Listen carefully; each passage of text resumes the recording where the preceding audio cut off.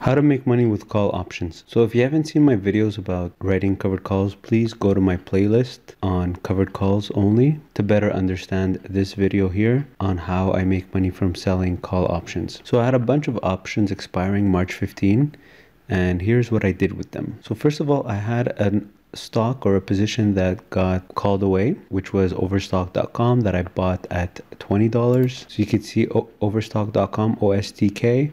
I bought at $20, 200 shares, and then I sold call options at an $18 strike price at $2.95. So I collected $590. But since the stock come expiry date of March 8th was trading above my strike price of 18, my shares get called away at 18, but I bought the stock at 20.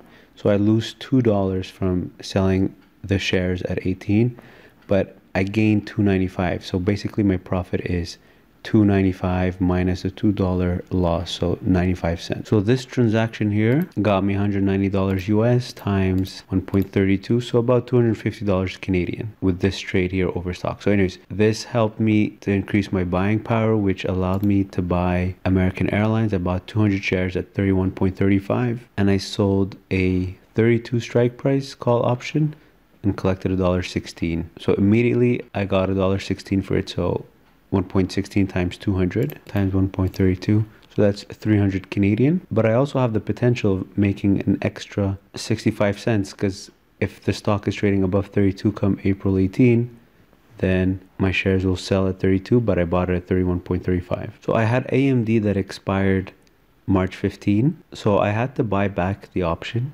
for AMD because the stock was trading or closed above $23 on March 15. So as you can see on this line here, I bought back the option at 45 cents, but I immediately sold the next month option at $1.45.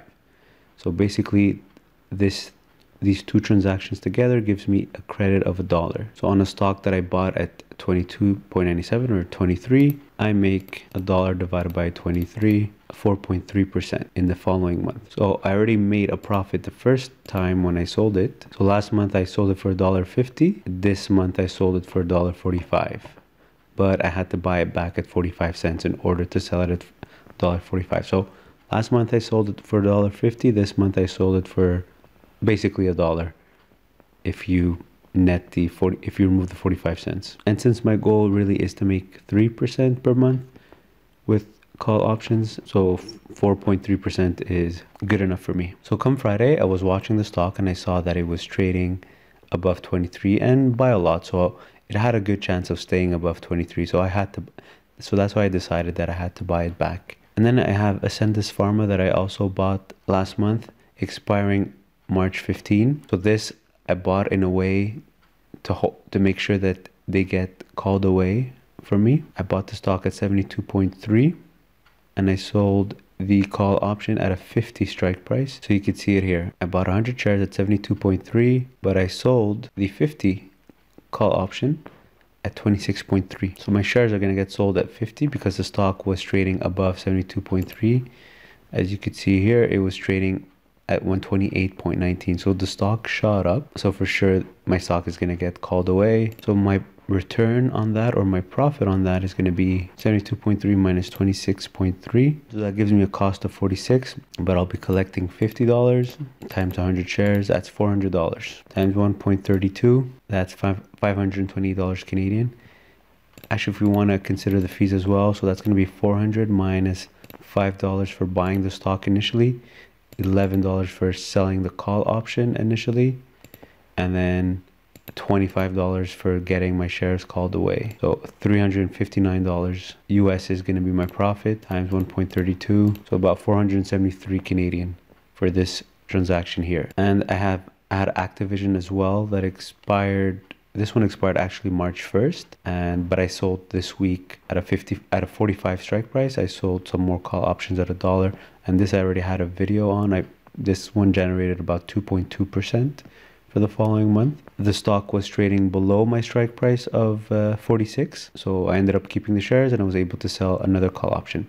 So Bristol Myers is a stock that I bought at 50. And as you can see, look how close I am. It stayed below 50 on Friday. So I get to keep my shares. My call options expire worthless.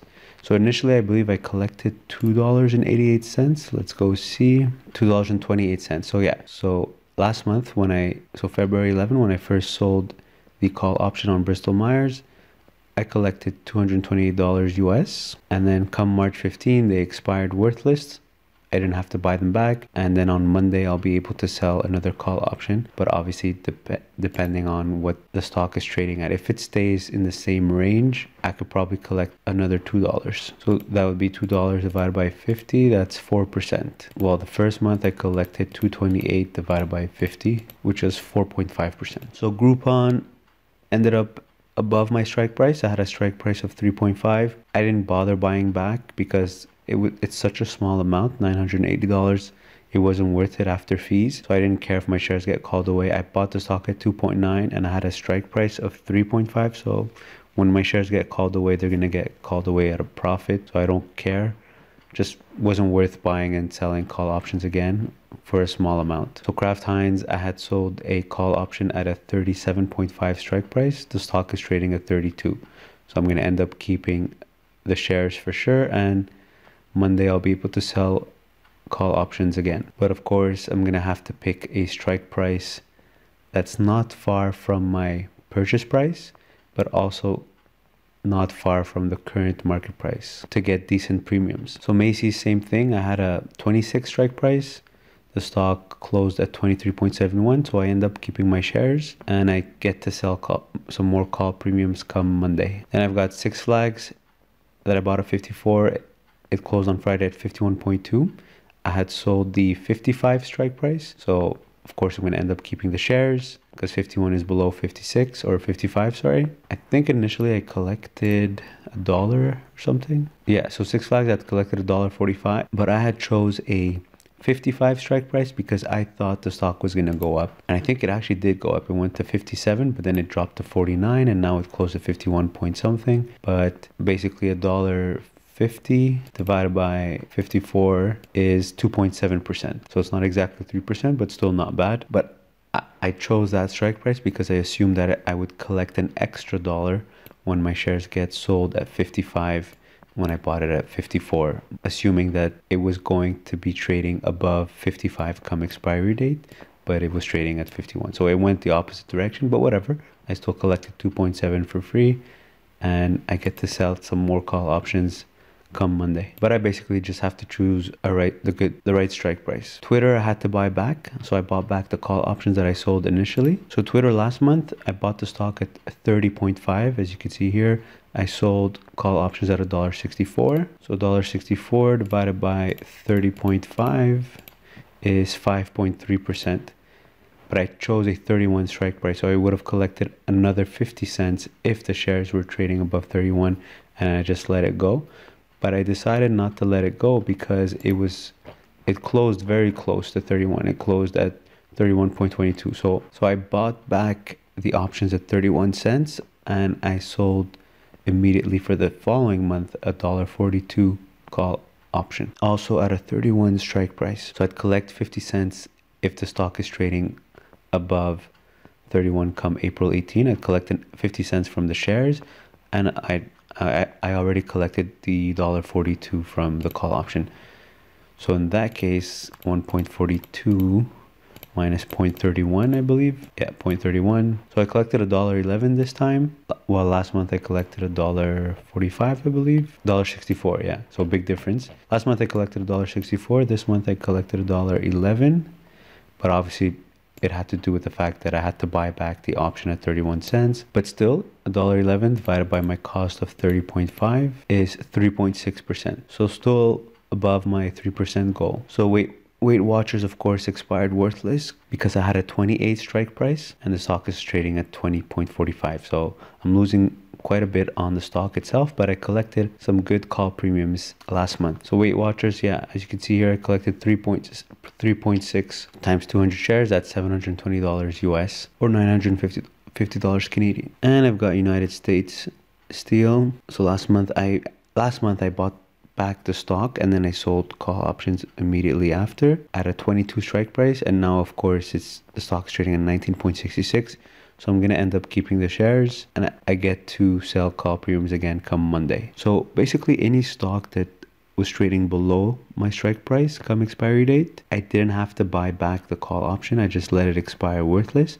And then next week I'll be able to sell more call options. The ones that were trading above my strike price by just a little bit, I decided to buy back the call option and then sell another call option for the following month, because the credit versus the debit was enough to still generate around 3% return in 1 month. And then the ones that were really above my strike price, well, I was going to let them get called away, but to avoid the fees of $25 with Questrade when my shares get called away, I bypassed the $25 fee by buying back the option, even though it was very expensive, but I immediately sold the shares at that higher price.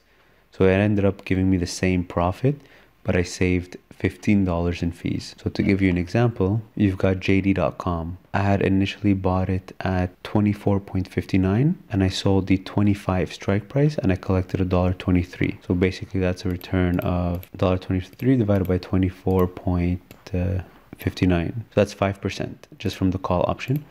Plus I'll be making a profit from the difference of 25 and 24.59. But the stock was trading come Friday, come March 15th, the stock was trading almost 28 or even above. So that means for sure my shares are going to get called away. So I wanted to avoid the $25. So I paid $3 to buy back the call option in order to sell the shares immediately at 28. So instead of letting my shares go at $25 and paying $25 fee, I paid $3 to get an extra $3. So this $3 that I paid got erased or canceled by the extra $3 that I gained by selling the shares at 28 instead of selling the shares at 25. So that's a neutral transaction, but I saved $25 in fees by not letting it go automatically, but by actually just buying back the option and selling the shares. So buying back the option cost me $6 and selling the shares cost me $5. So I saved $25 minus $11, so $14. So yeah, so that's how you can make money from call options, by buying quality stocks, buying at least 100 shares, multiples of 100, buying them at a comfortable price,